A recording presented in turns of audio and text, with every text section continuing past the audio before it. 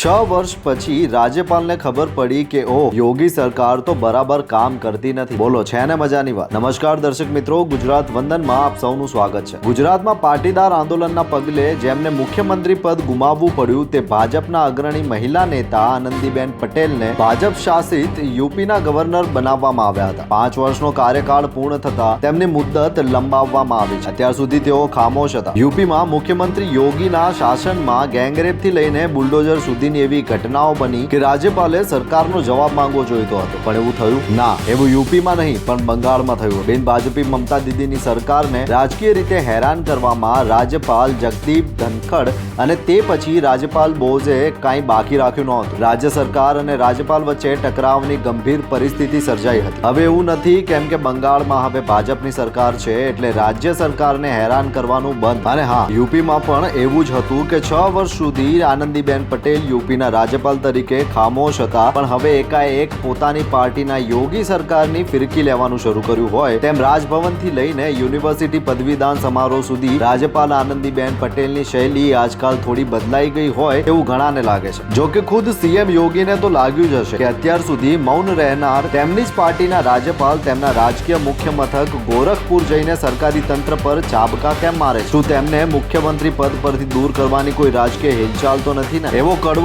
સવાલ યોગીના મનમાં ના થાય તો જ નવાઈ લાગે. મેડલ અને ડિગ્રી એનાયત કરીને પ્રતિભાશાળી વિદ્યાર્થીઓને ઉજ્જવળ ભવિષ્યની શુભેચ્છા પાઠવવામાં આવે તે જ મંચ પરથી રાજ્યપાલ હવે યુનિવર્સિટી વહીવટી તંત્ર, અધિકારીઓ અને સરકારી તંત્રની ખામીઓ તરફ ધ્યાન દોરી રહ્યા છે. ક્યાંક છાત્રાલયમાં ચોખ્ખાઈ નથી, ક્યાંક બાળકોને ખરાબ ભોજન મળી રહ્યું છે, ક્યાંક વાઈફાઈ નથી, ક્યાંક સ્વચ્છતાની વ્યવસ્થા ખરાબ છે, ક્યાંક સરકારી ફાઇલ એક ટેબલ પરથી બીજા ટેબલ પર જઈ રહી છે. રાજ્યપાલે આ બધા પર ખુલ્લેઆમ વાત કરી છે. शायद बुरा भी लगेगा, लेकिन जो हमारी कमियां हैं वो तो मुझे बताना ही पड़ेगा भाई. और ये कमियां आने वाले 3 महीने में पूरी हो. सबको मैंने कहा कि 3 महीने में पूरा करके दिखाओ मुझे. और ये तो गोरखपुर है जहाँ स्वयं हमारे मुख्यमंत्री विराजमान हैं, और वहाँ ही ऐसी कमियां रहेगी तो क्या होगा? यूनिवर्सिटी में 9 छात्रावास हैं, जिनमें से 3 गर्ल्स हॉस्टल हैं. एक में रिपेयरिंग चल रहा है. अच्छी बात है, जर्जरित हालत में था तो रिपेयरिंग हो रहा है. 6 बॉयज़ हॉस्टल हैं, 2 में रिपेयरिंग चल रहा है. गर्ल्स हॉस्टल में मेस चलती है, बॉयज़ हॉस्टल में नहीं चलती. वहाँ बाहर से टिफिन में खाना मंगवाते हैं.